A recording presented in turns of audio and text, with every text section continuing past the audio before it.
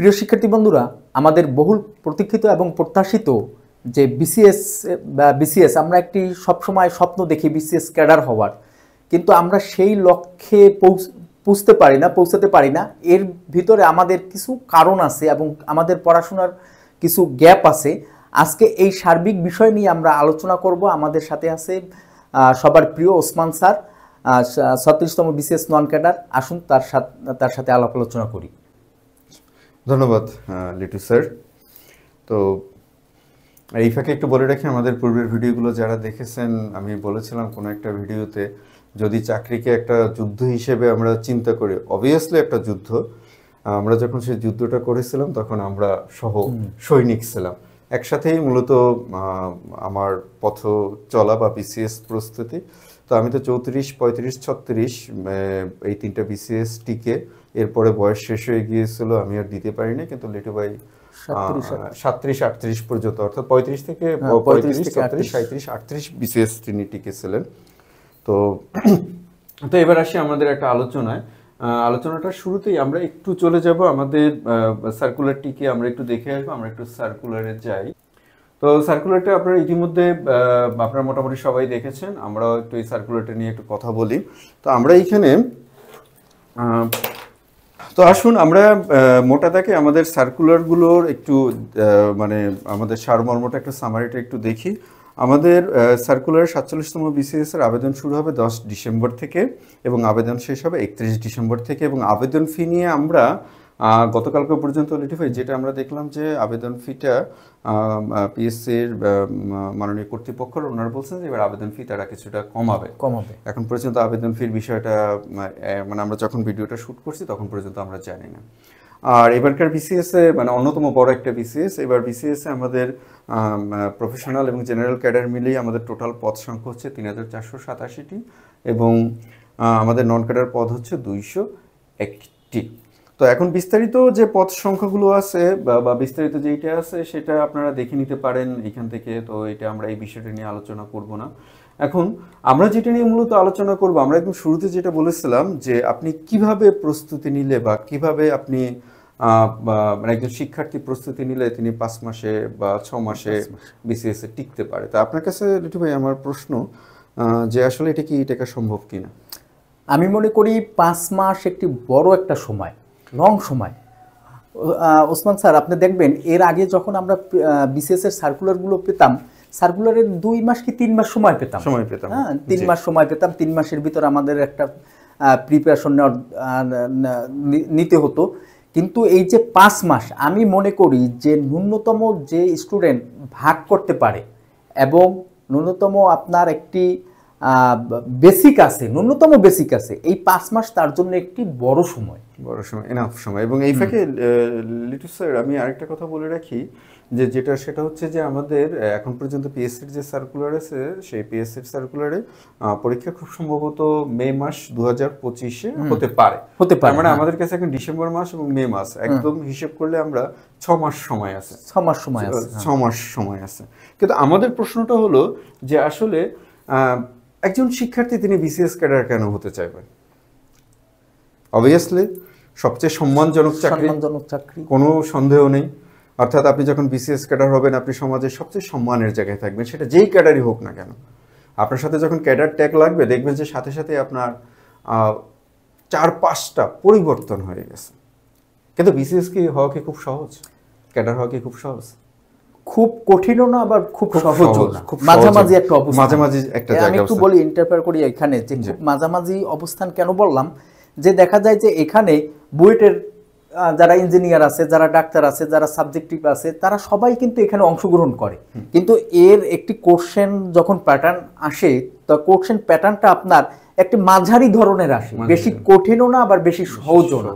এর জন্য মোটামুটি একটু স্টাডি করলে, মোটামুটি একটু জানলে আমি মনে করি যে এটা সম্ভব। আচ্ছা, কিন্তু আমরা স্টুডেন্টরা করি কি, আমরা যে আমার দ্বারা এই বিসিএস এটা সম্ভব না। বিভিন্ন আপনি কোচিংয়ে যখন যাবেন তারা এত ভয় দেখাবে যে ওরে বাবা বিসিএস একটা কত বড় যেন একটা কঠিন জিনিস। বিসিএস পৃথিবীর মানে বাংলাদেশের কোনো মানুষ যারা আসে, যারা বিসিএস ক্যাডার হয়, তারা মনে হয় যে মঙ্গল গ্রহের কোনো লোক। আসলে কিন্তু এইরকম ভীতি দেখায়। যে এই কোচিনে না আসলে আপনি ক্যাডার হতেই পারবেন না। কিন্তু আমি লিটু স্যার, আমি যেহেতু একসাথে পড়ালেখা করেছি, বাইরের লোকজন বা যারা দেখছেন তারা হয়তো বা বলতে চাইবেন যে লোক এসে নির্ঘাত চাপা মারতেছে, কিন্তু আপনি তো জানেন আমি পিএলডির জন্য কোনো কোচিং করি নাই, এমনকি ব্যাংকের জন্য আমি কোনো কোচিং করেন নাই। মানে একমাত্র কোচিং ছাড়া যে কয়জনের চাকরি হয়েছে আমি মনে হয় তাদের মধ্যে একজন। এবং রিটেনের কোচিংটা আমি করেছিলাম, তাও রিটেনের পুরো কোচিংটা আমি করি নাই, কারণ আমার যারা সম্মানিত যে স্যার ছিলেন আমি তাদের নাম একসময় বলেছিলাম আপনাদেরকে। ধরেন আমি কয়েকজন স্যারের, যেমন আমি যদি বলি আপনার মল্লিক স্যারের ক্লাস আমি করেছিলাম, এস আলম স্যারের সিলেক্টেড, ফারুক স্যারের ক্লাস, সিলেক্টেড ক্লাস করেছিলাম আমি। এবং ক্লাসটা আমি করেছিলাম যে আমাদের একটা প্রবণতা থাকে নোট নেওয়া বা এই করা সেই করা, আমি কিন্তু সেগুলো কোনো কিছুই করিনি। আমি জাস্ট স্যারদের সাথে আমার কথা বলতে ভালো লাগতো বা স্যাররা আমাকে খুব স্নেহ করতেন, আমি ওই কারণেই যেতাম, আদারওয়াইজ আমি যেতাম না, কোচিংয়ে যেতাম না বা খুব কম গিয়েছে। তারপরেও আমাদের এটা এখন হয়ে গেছে কি যে কোথাও না কোথাও আমাদের একটু কঠিনত্ব চলে আসছে, কিন্তু আমরা একটা ফ্রেমওয়ার্কে যেতে পারি না। এখন আমরা কি পড়বো, আমাদের পথ দেখায় না। পথটা মনে হয় যে কোনো কোচিং সেন্টারে গেলে আমাদের এমন একটা পথ দেখায় যে কণ্টকাকীর্ণ একটা পথ, যে এখানে হাঁটা খুব কঠিন। কিন্তু আমরা যদি সহজ রাস্তা দেখিয়ে দিতে পারি, স্টুডেন্টরা কিন্তু ওই রাস্তা থেকে হাঁটতে পারে। কিন্তু সেই সহজ পথটা কেউ দেখে না, তাহলে বিজনেস জিনিসটা থাকে না। আচ্ছা যাই হোক, এটা স্যার আমরা একটু চলে আসি যেটা আপনার কথা প্রসঙ্গে আমি বলি, সেটা বলছিলাম যে আসলে বিসিএসটা আমাদের কাছে এত কঠিন কেন হয়ে যায়। এ যাবৎকাল 35তম বিসিএস থেকে আপনার সর্বশেষ 46তম বিসিএস এ কাট মার্কস মোটামুটি 110 থেকে 118 বা 120 এরকমটা হতে পারে। আর আপনার 46তম বিসিএস এটা মেবি প্রথমবারে 122 বা 124 বা 25 এরকমে আসছে। আর আপনার 46তমের যখন দ্বিতীয়বার রেজাল্ট দিল তখন মেবি এটা 110-এর কাছাকাছি আছে। কিন্তু আমাদের শিক্ষার্থীরা, আমরা এগুলো নিয়ে কথা বলবো আপনাদের সাথে, যে প্রস্তুতিতে আপনারা যে ভুলটা করে ফেলেন আমরা সেটা নিয়ে কথা বলবো। আমরা জাস্ট সিম্পলি আপনাকে দেখানোর চেষ্টা করব যে বিসিএস প্রিলিতে টেকা কি খুব কঠিন না খুব সহজ। তো আসলে আমরা একটু দেখার চেষ্টা করি। যেমন ধরুন বাংলা ভাষা এবং সাহিত্য, স্যার আমরা যে কাজটা করবো সেটা হচ্ছে যে আমরা একদম এভারেজ স্টুডেন্ট, যে সর্বনিম্ন যেটা পাবে আমরা ওইটাই ধরে নিলাম। ধরেন একটা বাংলা যে একটা স্টুডেন্ট, সে কি 35-এর ভিতরে তার পক্ষে 15 পাওয়া সম্ভব এভারেজ স্টুডেন্ট। আপনারা একটু মিলিয়ে নেন আপনাদের সাথে, অনেক তো কথা শুনছেন বা অনেক বড় বড় প্রতিষ্ঠান বা অনেক বড় বড় স্যারদের কথা শুনবেন, আমাদের কথাগুলো একটু শুনেন, কারণ ক্যাডার তো হতে হবে আপনাকে পড়তে হবে। এবং আমরা একটু পরেই বলবো যে ক্যাডার যদি আপনি না হতে পারেন এটার একমাত্রই কারণ হচ্ছে আত্মবিশ্বাস, কারণ আপনি নিজেকে বলতে পারতেছেন না আপনি ক্যাডার হবেন কি না। আমরা সবাই মনে করি কি এই জাতীয় ইউনিভার্সিটিতে আমরা পড়ি যে আমরা মনে হয় এই ক্যাডার হওয়ার যোগ্যতা হারিয়ে ফেলেছি বা আমাদের যোগ্যতা নেই, কিন্তু এই রকমের কিন্তু উপস্থাপনও করা হয় যে যারা জাতীয় ইউনিভার্সিটিতে পড়ে তারা ক্যাডার হইতে পারে। প্রতি বছর হিউজ ক্যাডার যান, আমি নিজেও তো জাতীয় বিশ্ববিদ্যালয়, তাতে কি। আমাদের যদি বিএম কলেজ থেকে অনেক ক্যাডার হয়েছে, যে বিদ্যুৎ ভাই আপনার বন্ধুরা আছে, আমার বন্ধুরা এখন কেউ এডিসি, হয়তো সামনের বার ডিসি হয়ে যাবে, তো কেউ সহযোগী অধ্যাপক হয়ে গিয়েছে, কেউ বাংলাদেশ ব্যাংকে রেডি, একই ব্যাচমেট তারা, পরে জুনিয়ররা অনেকেই হয়েছে। এরপরে আসেন বাংলা ভাষা এবং সাহিত্য, এখানে ধরুন ইংরেজি ভাষা এবং সাহিত্য 35-এর ভিতরে 15 পাওয়া সম্ভব, এভারেজ স্টুডেন্ট। এরপর বাংলাদেশ বিষয়াবলীতে আসি, যদি আপনি নাও পড়েন মোটামুটি যদি ধারণা থাকে তারপরও পাবেন। এখন বাংলাদেশ বিষয়াবলীতে আসেন, বাংলাদেশ বিষয়াবলীতে আমরা একটা 30-এর ভিতরে একজন স্টুডেন্টের, আমি মনে করি যে সে যদি মোটামুটি যদি তার পড়ে তাহলে তার পক্ষে 20 পাওয়া সম্ভব। আচ্ছা, আমি আরেকটা কথা একটু পরে বলবো, আন্তর্জাতিক বিষয়াবলীতে 10 পাওয়া তার পক্ষে সম্ভব। এরপরে যদি আসি আমরা ভূগোল এবং প্রাকৃতিক দুর্যোগ, এইখানে আমরা ভূগোল এবং প্রাকৃতিক দুর্যোগে আমরা ধরেন 5 বা 7 পেতে পারি। এরপরে আসেন সাধারণ বিজ্ঞানে আমরা পেতে পারি, ধরেন যে সায়েন্সের স্টুডেন্ট না তার জন্য আমরা ধরে নিলাম 8। আচ্ছা, কম্পিউটার এবং তথ্য প্রযুক্তি এইখানে ধরে নিলাম 8। গাণিতিক যুক্তি এইখানে আমরা 15-এর ভিতর ধরে নিলাম যে স্টুডেন্টটা সায়েন্সের না তাহলে সে এখানে পাবে ধরেন 7 বা 8 পাবে। মানসিক দক্ষতা আমরা সেম মার্ক ধরে নিলাম। এরপরে আসি আমরা নৈতিকতা এবং মূল্যবোধ, এইখানে ধরেন একজন 5। এখন এই নাম্বারটা যদি আমরা মোটামুটি ক্যারি করি লিটু ভাই, তাহলে এই নাম্বারটা কিন্তু মোটামুটি 110-এর মধ্যে থাকে, 110-এর ভিতর থাকে। এখন বিষয়টা হলো যে যেটা আমরা যেই স্টুডেন্টটা সায়েন্সে সে এইখানে করবে কি, সে সাধারণ বিজ্ঞান, আমার তো মনে হয় যে এইখানে সে 12 বা 13 ইজিলি পাবে। কম্পিউটার দেখেন, কম্পিউটার কিন্তু প্রত্যেকটি সাবজেক্টই কম্পিউটার কিন্তু এখন অপশনাল যে কম্পিউটার তথ্য প্রযুক্তি, সে মোটামুটি আমার কাছে তো মনে হয় যে সে 10 পাওয়া তার পক্ষে সম্ভব। গাণিতিক যুক্তি এটা এইখানে আপনার এইখানে 12 বা 13 পাওয়া খুব খুব খুব সম্ভব। মানসিক দক্ষতা এইখানে 10 পাওয়া খুব খুব সম্ভব। এবং একই সাথে এইখানে যে শিক্ষার্থীটা বাংলা ভাষা এবং সাহিত্যের যদি স্টুডেন্ট হয়ে থাকে এখানে তার পক্ষে মার্কস আরো বাড়বে। এখানে যদি নাও হয় মোটামুটি বাংলা ব্যাকরণ তো কঠিন কোনো বিষয় না, যদি মোটামুটি বুঝে পড়ার চেষ্টা করে তাহলে এখানে যদি বাংলা ব্যাকরণে 20 মার্ক থাকে 20 মার্কের ভিতর 15 মার্ক ক্যারি করা যায়, আর সাহিত্যে আপনার 10 পাওয়া যায়, 10 মার্ক ক্যারি করা যায়। এখন আপনারা একটু হিসাব করেন এবং আপনারা একটু মেলান, আপনাদের সাথে আপনারা একটু মেলান যে আপনারা আসলে এভাবে কি কখনো চিন্তা করছেন কিনা। আপনারা যেই ভুলটা করেন বিসিএস পড়তে গিয়ে বা বিসিএস প্রিপারেশন নিতে গিয়ে আপনারা যেই ভুলটা প্রথমে করেন সেই ভুলটাই হচ্ছে আপনারা 200 মার্কের প্রস্তুতি নেওয়া। আবার আরেকটা জিনিস দেখেন যে গত বছরে একটা কোশ্চেন দিছে, ওই কোশ্চেন ধরেন গবেষণা ভিত্তিক কিছু কোশ্চেন দেয় যেটা আমরা কখনোই দেখিনি, আমরা ওই স্টুডেন্টরা ওই কোশ্চেন দেখে অনেকই পাই। আর বিভিন্ন বই পুস্তকে করে কি ওই কোশ্চেনটা নিয়ে বিশাল একটা ব্যাখ্যা দেয় যে ই করে অমুক করে তমুক করে, কিন্তু আমাদের দরকার নাই, ওটা লাগবে কিসে, ওই ব্যাখ্যা দরকার কিসে, আমি ডক্টরেট করব না। আমি যখন 120 যখন আমি পাচ্ছি 200 এর ভিতরে, তার মানে কি, তার মানে হচ্ছে যে আমার প্রতি 2টা প্রশ্নে আমার একটা প্রশ্ন একটা পারলেই আমার জন্য এনাফ।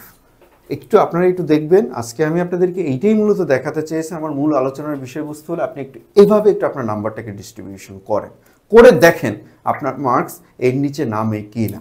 এখন প্রশ্নটা হলো তাহলে প্রশ্ন করবেন যেভাবে আপনি বললেন কিন্তু মার্কস তো কমে যাচ্ছে, কেন কমে, আমরা এখন সেটা নিয়ে কথা বলবো। প্রস্তুতিতে আমরা আগে একটু যেভাবে করবেন আমরা একটু সেইটাই একটু বলে নিই আগে, যেহেতু আপনাকে প্রিপারেশন নিতে হবে, আমরা একটু সেইটা নিয়ে একটু বলি শুরুতে। দেখেন যে টেকনিকগুলো আপনি ফলো করবেন, সবার প্রথম হচ্ছে নিয়মিত প্রস্তুতির জন্য আত্মবিশ্বাসী হতে শিখুন, যেটা খুব খুব দরকার। আমি একজন ব্যক্তির নাম বলবো, হয়তো ওই ব্যক্তিকে আপনি পছন্দ করতে পারবেন না, বা আমিও ব্যক্তিগতভাবে হয়তো বা পছন্দ করি না, আমার বা আপনার পছন্দে কি আসা যায় ডোনাল্ড ট্রাম্প। 2021 সালে তিনি প্রেসিডেন্ট হতে পারেন না, এবং প্রেসিডেন্ট থাকা অবস্থায় উনি কিন্তু দুবার অভিশংসিত হয়েছিলেন, এবং উনি যখন 2024 সালে তিনি যখন প্রেসিডেন্ট নির্বাচিত হন তখনই কিন্তু তিনি মামলার আসামি ছিলেন ক্যাপিটাল হিলে আক্রমণ, অর্থাৎ পার্লামেন্ট ভবনে বা রাষ্ট্রীয় ভবনে তিনি আক্রমণের মানে একজন মামলার আসামি ছিলেন। তাহলে একটা মানুষ দেখুন, আপনি যদি বিশ্বাস রাখেন নিজের উপর, আপনি যদি স্বপ্ন দেখেন নিজের উপর, আপনি ফিরে আসতে পারবেনই। আমরা আত্মবিশ্বাসের অভাবেও কিন্তু অনেক প্রশ্ন আমরা মিস করে আসি। আমাদের মূল সমস্যাটা, কেউ যদি আমাকে জিজ্ঞেস করে যে আমি ক্যাডার হতে পারি না, আমি তাকে জিজ্ঞেস করি যে আপনি কি ক্যাডার হতে চান কিনা, কজন বলতে পারে? আমি তো একটা সময় বাংলাদেশের খুব বড় বড় নামকরা কোচিং প্রতিষ্ঠানে পড়িয়েছিলাম, আমি দেখতাম যে শত শত স্টুডেন্টের ভিতরে খুব কম সংখ্যক স্টুডেন্ট বলতে পারে হ্যাঁ আমি ক্যাডার হতে পারবো। আপনাকে আত্মবিশ্বাসী হতে হবে, এইটা এমন কোনো কাজ না, এটা রকেট সায়েন্স না, এটা স্রেফ একটা চাকরির প্রস্তুতি আর কিছুই না। একটু টেকনিক্যালি যদি আমরা পড়ি, একটা একেবারে সিম্পল বিষয়। আচ্ছা, পরবর্তীতে আসুন যে প্রিলিমিনারি লিখিত এবং ভাইবার প্রস্তুতি শুরু করুন একসাথে। দেখেন বিসিএস মানে আমরা খুব কঠিন কিছু না, আবার খুব সহজ কিছু না, এটা ধারাবাহিক প্রক্রিয়া। রাতারাতি মানে যে ফল পাওয়া যাবে বিষয়টা এমনটাও না, এবং বিসিএস এর প্রত্যেকটা ধাপ থেকে স্লিপ করার একটা প্রবণতা থাকে এবং এইটা হয়। তো যার কারণে আপনি আলাদাভাবে প্রস্তুতিটা নেবেন না। দেখেন আপনি প্রিলিমিনারি প্রস্তুতিটা এমনভাবে নেবেন যাতে, আর প্রিলিমিনারি এবং রিটেনের সিলেবাস প্রায় একই সিলেবাস, আপনি এমনভাবে প্রস্তুতি নেবেন যেন আপনার একই সাথে রিটেনের সিলেবাসটাও কভার হয়ে যায়। আবার উল্টোটা, আপনি যদি রিটেনের কিছু পার্ট যদি করে রাখেন, যেমন আমরা সাম্প্রতিক সময়গুলোতে দেখছি যে প্রিলিমিনারিতে আপনার মেন্টাল অ্যাবিলিটিতে এবং ম্যাথে এবং একই সাথে রিটেন ম্যাথে ওইখানে কিছু মানে পিওর হায়ার ম্যাথমেটিক্স দিয়ে দিচ্ছে, ওগুলো কিন্তু এখন আপনার প্রিলিমিনারিতেও দিচ্ছে। এখন একজন যদি একই সাথে রিটেনের প্রস্তুতিটা নিয়ে রাখেন, তার জন্য কিন্তু সুবিধা হচ্ছে। আর আমি মনে করি যদি আপনি প্রিলির জন্য প্রস্তুতি নেন তাহলে 70% আপনার লিখিত পরীক্ষার জন্য প্রস্তুতি নেওয়া হয়ে যায়, যদি আপনি একটু টেকনিক্যালি পড়ার চেষ্টা করেন। আচ্ছা, পরেরটা আসি শর্টকাট পড়বেন কি পড়বেন না, $1 মিলিয়ন প্রশ্ন। আমরা এখন আছি পুরো শর্টকাটের উপরে। তবে সত্যি কথা বলতে কি, শর্টকাট আপনাকে করতেই হবে। আমরা একটা ম্যাথ আমাদের পেছনে দেওয়া আছে, আপনারা একটু দেখে নেবেন। আমরা একটা ম্যাথ দেখিয়েছিলাম যেটা 3 ধাপে করতে হয়, মোটামুটি 3-4 মিনিট সময় লাগে। সেই ম্যাথটাকে আমরা একটা শর্টকাট দিয়ে সিম্পল 5 সেকেন্ড বা 10 সেকেন্ডে করে ফেলতে পারি। কিন্তু তাই বলে কি সবকিছু আমি শর্টকাটে দিয়ে দিতে পারবো? আমি কিন্তু এই জায়গায় আপনার সাথে একটু দ্বিমত পোষণ করি যে শর্টকাট বলতে কোনো বিষয়ই নেই। শর্টকাট আপনি যখন আপনি বেসিক জিনিসটা জানবেন, আপনি যদি অঙ্কটাই পারেন, দেখেন আপনার ভিতর থেকে কিন্তু শর্টকাট বেরিয়ে আসবে। তারপর আমার এই শর্টকাটটা নিয়ে আসতে হবে যে আমি যদি অঙ্কটা পারি, তারপর শর্টকাট নিয়ে আসলে তখন দেখা যাবে যে আপনি একুরেট বলবেন, নাহলে শর্টকাট মুখস্থ করবেন 3 দিন পর আবার ভুলে যাবেন। তা এইখানে আপনি যেহেতু আমার সাথে দ্বিমত পোষণ করছেন, আমি একটু আপনার সাথে দ্বিমত পোষণ করব যে আমাদের বাংলাদেশ অ্যাফেয়ার্স আপনি যদি বাল্টিক রাষ্ট্র পড়তে যান অল, এরপরে যে স্ক্যান্ডিনেভিয়ান যদি আপনি পড়তে যান ফিরে আসুন, মানে এই যে মোটামুটি এগুলো সমস্যা নেই, এগুলো পড়তে হবে। অনেক সময় দেখা যায় যে ছন্দ মুখস্থ করার জন্য আবার ছন্দ লাগে এত ছন্দ। আচ্ছা, এরপরে আসুন বিসিএস সিলেবাস সম্পর্কে ধারণা নিয়ে নিজের স্ট্রং জোন এবং উইক জোন খুঁজে বের করুন। যখন আমি ওই ইয়েটা যখন আমি দেখিয়েছিলাম মার্কস ডিস্ট্রিবিউশনটা, তখন এইখানে আমি আলোচনা করে গিয়েছি যে দেখেন আপনার কোথাও না কোথাও স্ট্রং জোন আছে। যেমন যারা সায়েন্সের স্টুডেন্ট তাদের স্ট্রং জোন হলো সাধারণ বিজ্ঞান, কম্পিউটার, গাণিতিক যুক্তি, মানসিক দক্ষতা। এবং সাম্প্রতিক সময়গুলোতে আমরা দেখছি যে ওনারাই বিসিএস এ এগিয়ে যাচ্ছে। তো আপনার এই যে স্ট্রং জোন যেগুলো আছে, আপনি পরপর কয়েকটা মডেল টেস্ট দেন, মডেল টেস্ট দিয়ে দেখেন আপনার কোথায় প্রবলেম হচ্ছে, আপনার কোথায় মার্কসটা কমে যাচ্ছে, আপনি ওই জায়গাগুলোকে স্ট্রং করেন। কারণ যারা বাংলার স্টুডেন্ট আছে বাংলায়, তারপর যারা ইংরেজির স্টুডেন্ট আছে ইংরেজি, যারা আর্টসের স্টুডেন্ট আছে তারা বাংলাদেশ অ্যাফেয়ার্স, আন্তর্জাতিক বিষয়বলি, এতে ভালো থাকবে। এখন বলতে পারেন যে কমার্সের স্টুডেন্ট, আমি ওই প্রশ্নটাই করতাম আপনাকে, কমার্সের বাইরে কি করবে?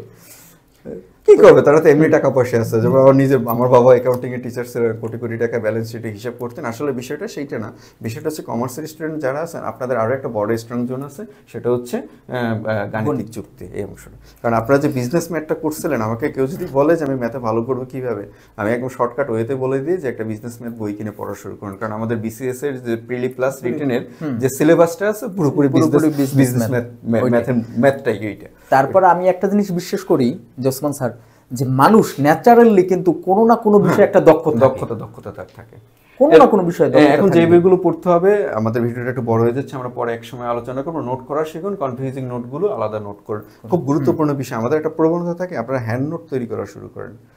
হ্যাঁ, প্রিলির জন্য আপনি হ্যান্ড নোট তৈরি করবেন, মানে এটার কোনো যৌক্তিকতা আমি পাই না। হ্যান্ড নোট না, আমরা যখন পড়াশোনা করতাম আমাদের একটা বোর্ড ছিল, মনে আছে মনে হয়, আমাদের কনফিউজিং যেগুলো ছিল আমরা বোর্ডে লিখে রাখতাম। হ্যাঁ, তারপর আমরা সন্ধ্যার পর এটা আলোচনা করতাম যে বলেন তো এটা আপনার মনে আছে কিনা, এই কনফিউজিং গুলো আপনি লিখে রাখেন। এবং নোটের যেটা আপনার তো সবকিছু আলটিমেটলি মাথায় থাকতে হবে, সবকিছু আলটিমেটলি আপনার মাথায় থাকতে হবে। যদি এগুলো মাথায় না থাকে, নোটেরই বা কিসেরই বা কি। তবে হ্যাঁ, নোটটা আপনারা রাখবেন। সেটা হচ্ছে যে আমি ব্যক্তিগতভাবে যেটা করতাম, সেটা হচ্ছে যে, এবং আমার শিক্ষার্থী যারা আছে বা আমার জুনিয়র যারা আছে, আমি তাদেরকেও এইটা শিখিয়েছিলাম। আমার একটা পেন্সিল থাকতো বা একটা লাল কলম বা একটা গ্রিন বা নীল কলম থাকতো। আমরা যেইটা আমার দরকার বইতে বা আমি যেটা করতাম সেইখানে আমি নোট করে রাখতাম। আলাদাভাবে নোট আমি কখনোই করিনি বা আমার প্রয়োজনীয় বোধ করিনি, তাতে আমি অনেকগুলো চাকরি পেয়ে আসছি। এরপরে আসুন পড়ার ফাঁকে বিরতি নেওয়া, মানসিকভাবে সুস্থ থাকুন, যেটা আপনার জন্য খুব খুব দরকার। এই যে আপনার মস্তিষ্ক, বিলিয়ন নিউরন, এরাও তো একটা যন্ত্র। কম্পিউটারে যদি আপনি চালান তাও তো একটা সময় গরম হয়ে যায়। তো মস্তিষ্ককে একটু রিল্যাক্স দিন, অযথা প্রেশার নেবেন। আমি একটা কথা বলে রাখি, যেটা ধ্রুব সত্যি কথা, একজন দার্শনিক বলেছিলেন, আমার এই মুহূর্তে নামটা মনে পড়তেছে না, আমি যেটা চাই স্রষ্টা বা যেটা আমার দরকার স্রষ্টা আমাকে সেটা দেন না। ধ্রুব সত্যি কথা কিন্তু এটা সত্যি কথা। আপনি যদি চিন্তা করেন যে বিসিএস ছাড়া আপনার জীবন চলবে না, দুঃখজনক ভাই, বিসিএসটা আপনার হবে না। আপনি রিল্যাক্স নেন, হইলে হবে, না হইলে না হবে। এরকম শত শত মানুষের বিসিএস হয় না।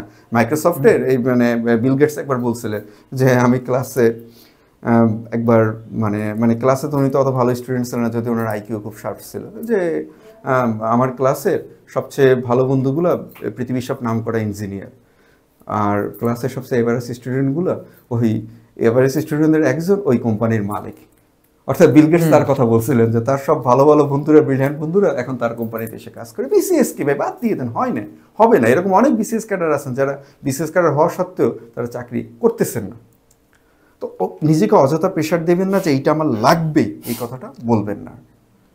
আল্লাহর উপর ভরসা রাখুন, নিজের উপর ভরসা রাখুন, ইনশাআল্লাহ যদি আপনার তকদিরে। পড়াশোনা একটা রিল্যাক্সের জিনিস, রিল্যাক্সে পড়াশোনা করতে হবে এবং রস আয়ন করতে হবে পড়াশোনার ভিতরে। আর সবচেয়ে যেটা গুরুত্বপূর্ণ, বিসিএস ক্যাডার যারা হতে চান ভাই, পেপার পড়ার অভ্যেস থাকতে হবে। কারণ সাধারণ জ্ঞান বা সাম্প্রতিক থেকে আপনাকে যে প্রশ্নগুলো দেওয়া হবে, অনেকগুলো প্রশ্ন আপনারা একটু বিগত বছরের প্রশ্নগুলো খুলে দেখেন, সেগুলো কোনো বইতেই নেই, এগুলো আছে একমাত্র সংবাদ। সব যদি সংবাদপত্র সবও না পড়ে, হেডলাইনগুলো দেখলেও হেডলাইন এবং এডিটোরিয়ালটা দেখতে হবে, হেডলাইন, এডিটোরিয়াল এবং ইন্টারন্যাশনাল পেজ, এটা আপনাকে পড়তে হবে। এবং আমি এই ফাঁকে বলি যে যাদের রেডিও শোনার অভ্যাস আছে, আপনারা বিবিসি রেডিওটা আপনারা শুনতে পারেন, যেটা আপনাদের জন্য খুব কাজে দেবে। আর এইখানে চলে আসি আপনার রিভিশন দিন নিয়মিত। রিভিশনটা আপনাকে নিয়মিত দিতে হবে, এটা নিয়ে আমরা একটু পরেই কথা বলতেছি। এরপরে চলে আসে গ্রুপ স্টাডি, যেটা খুব খুব খুব গুরুত্বপূর্ণ। এবং এইখানে আমি আরেকজনের নাম বলবো, রিচার্ড ফাইনম্যানের নাম বলবো। আপনার মনে নাম শুনছেন, তার পদার্থবিজ্ঞানের পৃথিবীর সবচেয়ে সেরা শিক্ষক। তার আবিষ্কৃত একটা শিক্ষা পদ্ধতি, যেটাকে ফাইনম্যান পদ্ধতি বলা হয়, যেটা হচ্ছে যে শিখন শেখানোর সবচেয়ে কার্যকর পদ্ধতির একটা, সেটা হচ্ছে আপনি যেটা শিখবেন, এটাকে যদি আপনি স্থায়ী করতে চান, আপনি সবচেয়ে সহজ উপায় হচ্ছে আরেকজনকে শেখান। এর মাধ্যমেই আপনার শিখনটা স্থায়ী হবে। গ্রুপ স্টাডির আমরা বলছিলাম যে আপনি যত বেশি প্রশ্ন করতে পারবেন, তত বেশি আপনার মাথায় গেঁথে থাকবে। প্রশ্ন করার অভ্যাস করতে হবে। এবং আমরা এটাই বলি সবসময়, যে আমি যেহেতু নিজেও শিক্ষক, আমি শিক্ষার্থীদেরকে বলেছি প্রশ্ন করো তোমরা। কারণ আমি জানি উত্তর দিতে পারবে যে সে তো অবভিয়াসলি মেধাবী, কিন্তু তার থেকে বেশি মেধাবী হচ্ছে যে প্রশ্ন করতে পারে। তো যাই হোক, আমাদের ভিডিওটা মনে হয় একটু বড় হয়ে যাচ্ছে, আমরা আরেকটু শর্টকাট করি। সেটা হচ্ছে প্রস্তুতিতে শিক্ষার্থীরা যে ভুলগুলো করে, আপনার প্রতিযোগী কারা তা না জানা। দেখেন, আপনার পাশে যে স্টুডেন্ট, আপনি পাচ্ছেন 100, ধরেন 200 মার্কসের মডেল টেস্ট দিচ্ছেন, আপনি পাচ্ছেন 110 বা 115, আপনার বন্ধু পাচ্ছে ধরেন 97 বা 98।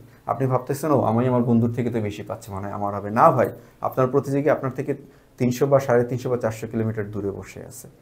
আপনি যে মুহূর্তে একটু টিভি দেখতেছেন, সেই মুহূর্তে ওই আপনার প্রতিযোগী, বা আমি বলি যে আপনার শত্রুই বলে, চাকরির ক্ষেত্রে কোনো যুদ্ধ এবং চাকরিতে কোনো ছাড় নেই, আমি মনে করি যে শত্রুই।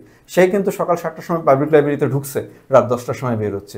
এর ভিতরে সে ঘুমায়নে হয়তো কলা রুটি নিয়ে গিয়েছিল। ঢাকা বিশ্ববিদ্যালয়ের আমার যারা ছাত্র বন্ধুরা আছেন তাদের কথাই আমি বলতেছি, বা অন্যান্য পাবলিক বিশ্ববিদ্যালয়ের কথা বলতেছি। আপনার পাশে যে আছেন বা পাশের বাড়িতে যে আছেন বা যার সাথে কাঁধে কাঁধ লাগিয়ে কোচিং করতে গেছেন, সে কিন্তু আপনার প্রতিযোগী না। পরেরটাতে আসেন আমরা পুরো 200 মার্কের প্রস্তুতি নেওয়া, যেটা নিয়ে আমরা একটু আগেই কথা বলছি। আমার প্রয়োজন যেখানে 120 বা 25, সেখানে আমি প্রস্তুতি নিচ্ছি 200 মার্কসে। এটাই আমাদের জন্য সবচেয়ে বড় ভুল। সাধারণ জ্ঞান তো ধরছি, ওই 30 আমাকে 200 মার্কের কেউ প্রিপারেশন নিতে পারবে না, এই রকমের কেউ আর পাওয়া সম্ভব না, কারণ প্রশ্ন তো ভুল থাকে 2-3টা। এরপরে এসে মুখস্থ করা, এটা একটি গুরুত্বপূর্ণ। কিন্তু আমি এই কারণে বলবো যে আমাদের যে স্টুডেন্টরা আছে, আমরা যে যখন পড়তাম, আমাদের ভিতরে একটা প্রবণতা ছিল মুখস্থ করা। মুখস্থ আপনি করে রেখে দিয়েছেন, কিন্তু আপনি 3 দিন পর দেখবেন ওইটা আপনি আর মেমোরাইজ করতে পারতেছেন না। কিন্তু আপনি যদি নিয়মিত রিভিশনের উপর থাকেন, একটু আগেই বলেছিলাম আমি যে নিয়মিত যদি রিভিশনের উপর থাকেন, দেখবেন ওটা মাথায় গেঁথে যাবে। এর জন্য মুখস্থ না করে রিভিশনের উপর বারবার পড়া, একটা জিনিস বারবার পড়া। যে আজকে ধরেন আপনি ইংরেজিতে আছে সিনোনিম অ্যান্টোনিম আছে, বাংলাতে আছে সমার্থক শব্দ, এগুলো যদি আপনি বারবার রিভিশন দেন, আজকে যদি 5টা পড়লাম, কালকে 5টা পড়বো, তাই কালকে 5টা পড়ার আগে আগের 5টা রিভিশন দিয়ে আসলাম, এরকম যদি দৈনিক রিভিশন দেন, দেখবেন আজকে 5টা গেঁথে গেছে মাথায়, কালকে 2টা 7টা গেঁথে গেছে, আপনার মনে থাকবে, অবভিয়াসলি মনে থাকবে। এবং আমি এই ফাঁকে একটু বলি, আপনারা যারা জাফলং গিয়েছেন, বা জাফলং অনেকে হয়তো আমরা জানি, কিন্তু ঢাকা শহরে আমাদের যে ওভারব্রিজগুলো আছে বা সিঁড়িতে যে লোহার পাতগুলো দেওয়া থাকে, মানে ঘর্ষণ প্রতিরোধী, দেখেন একটা সময় কিন্তু সেগুলো ক্ষয় হয়ে যায়। কারণটা কি? বারবার মানুষ চলতে। আপনি যদি মুখস্থ করতে চান, এটা হবে আপনার জন্য সবচেয়ে বড় আত্মঘাতী সিদ্ধান্ত। মুখস্থ করবেন না, তবে তাহলে কি করবেন? আলটিমেটলি তো এগুলো মাথায় নিতে হবে। এর একটাই উপায়, আপনি বারবার পড়ুন, মুখস্থ করবেন না। আপনার টার্গেটই থাকবে আমি এই টপিক্সটা পড়বো, আজকে আমি আধা ঘন্টায় টপিক্সটা পড়বো। মুখস্থ হয়েছে কি হয় নাই সেটা আবার পরে, আপনি পরে একটা শিডিউল মেনটেন করে আবার আপনি পরে ওইটাকে রিভিশন দেন। এরপরটা আমরা চলে আসি প্রচলিত বই থেকে গতানুগতিক প্রস্তুতি। আমরা একটু সংক্ষেপে বলে দিই। মোদ্দার কথা হচ্ছে কি জানেন, 35তম BCS এ যখন প্রশ্ন প্যাটার্নটা চেঞ্জ হয়, লিটু ভাই আমি আপনি তো একসাথে দিয়েছিলাম এবং একসাথে টিকেছিলাম। তো 35তম BCS এ যেটা হয়েছিল যে আমরা তো যে প্রশ্ন কোনো বইতেই পাইনি, হ্যাঁ, পরবর্তীতে এখন পাচ্ছি আবার। এখন সামনের বার যদি নতুন একটা কোশ্চেন আসে, ওইটা পরীক্ষা শেষ হওয়ার পর আপনি ওইটা নিয়ে একটা বিস্তারিত আলোচনা করবেন। আচ্ছা, এরপরে আসে সিলেবাস সম্পর্কে পরিষ্কার ধারণা না থাকা, সার্কুলার দিলে পড়বো শুধু, এগুলো আমরা বলে আসছি। বেসিক না বুঝে MCQ। আচ্ছা, এই গুরুত্বপূর্ণ টপিক বা গুরুত্বপূর্ণ পার্ট বাদ দিয়ে পড়া, এটা আমি সবসময় বলি যে এটা হচ্ছে আমাদের অন্যতম একটা ভুল। আর সংবিধান থেকে আমার 3 মার্কস আসে, আমি এত বড় সংবিধান কেন পড়বো, দিলাম বাদ দিয়ে। আমি যারা একটু কমার্সের মানে আর্টসের আছেন, তারা করেন কি যে আমি ম্যাথে পারমিটেশন কম্বিনেশন এগুলো কেন পড়বো আমি? ইজি দুইটা অঙ্ক থাকবেই, দুইটা অঙ্ক থাকে। এরপরে ধরেন বাংলার ভিতরে যদি আজকে আমি দেখলাম বাংলাদেশের খুব বড় একটা মানে প্রতিষ্ঠান বিসিএস মানে চাকরির জগৎ আমি বলবো না, তারা বলছিলেন যদি আপনি কঠিন মনে করেন তাহলে সমাজটাকে আপনি বাদ দিয়ে দেন। আমি জাস্ট হান্ড্রেড হয়ে গেলাম যে ঠিক আছে, তারা বলতেই পারেন হয়তো বা আমরা তাদের মতো অত মেধাবী না, তাদের হয়তো বা রিজার্ভে কিছু মার্ক থাকে, কিন্তু আমার তো মার্কস 200। আমি যদি সমাজ ছেড়ে দিয়ে আসি আমি মার্কসটা কোত্থেকে পাবো? আমি যদি প্রকৃতি পড়তে ছেড়ে দিয়ে আসি মার্কসটা করতে, হ্যাঁ দুই একটা জায়গায় বাদ দিতে হবে। যেমন যারা সায়েন্সের স্টুডেন্ট না তারা কি পারবেন সায়েন্সের বেসিকটা? গতবার একটা প্রশ্ন করছিল যে আপনার সানস্ক্রিনে কি ব্যবহার করা হয়, জিঙ্ক অক্সাইড ব্যবহার করেন, এটা তো সায়েন্সের স্টুডেন্টরাই পারতেছেন, আপনারা তো ওই ডিপে যাওয়ার দরকার, আমার তো দরকার নাই। কিন্তু যেগুলো অ্যাজ ইউজুয়াল প্রশ্ন, সমাজ বলেন, সন্ধি বলেন, প্রকৃতি পড়তে, সমাজ তো কঠিন জিনিস না, একেবারে পানির মতো। আর হচ্ছে চলমান ঘটনা প্রবাহের সাথে নিজেকে আপডেট রাখা, খবর শুনতে হবে, টিভি দেখতে হবে। আপনারা যদি আপডেট না রাখেন হুট করে সাধারণ জ্ঞানের প্রশ্ন সবগুলো বইতেও পাবেন না, কিন্তু আপনার মেমোরিতে যদি থাকে সেই প্রশ্নগুলো আপনারা উত্তর করতে পারবেন। তো যাই হোক, এটাই ছিল আজকে আমাদের মোটামুটি আলোচনা। এবং সবশেষে আমি একটা কথা বলি, সেটা হচ্ছে যে আপনি স্বপ্ন দেখবেন, আপনাকে স্বপ্ন দেখতেই হবে। ইলন মাস্ক, যিনি আমাদের পৃথিবীর ইতিহাস পাল্টে দিতে যাচ্ছেন, সেই ভদ্রলোক তার বান্ধবীর দ্বারা তখনকার টুইটারে তিনি ব্লক হয়েছিলেন, এবং ইলন মাস্ক তিনি চরম একটা প্রতিশোধ নিয়েছিলেন লিটু স্যার, তিনি পুরো টুইটারটাকে কিনে ফেলছেন। তো আমরা চাই প্রতিশোধটা এরকম হোক, আমাদের স্বপ্নগুলো এত বড় আকাশ ছোঁয়া হোক। স্বপ্ন যদি দেখেন আপনার পক্ষে সম্ভব, আপনাকে স্বপ্ন দেখতে হবে, আপনাকে আত্মবিশ্বাসী হতে হবে। এখন থেকে পড়া শুরু করুন এবং আমরা ধারাবাহিকভাবে আসার চেষ্টা করব এবং আপনাদেরকে জানাবো যে কিভাবে আরো ভালোভাবে প্রস্তুতি নেওয়া যায়। তো রোড ম্যাপ দেওয়ার চেষ্টা করব। তো সবার জন্য শুভকামনা, সবাই ভালো থাকবে। আল্লাহ হাফেজ।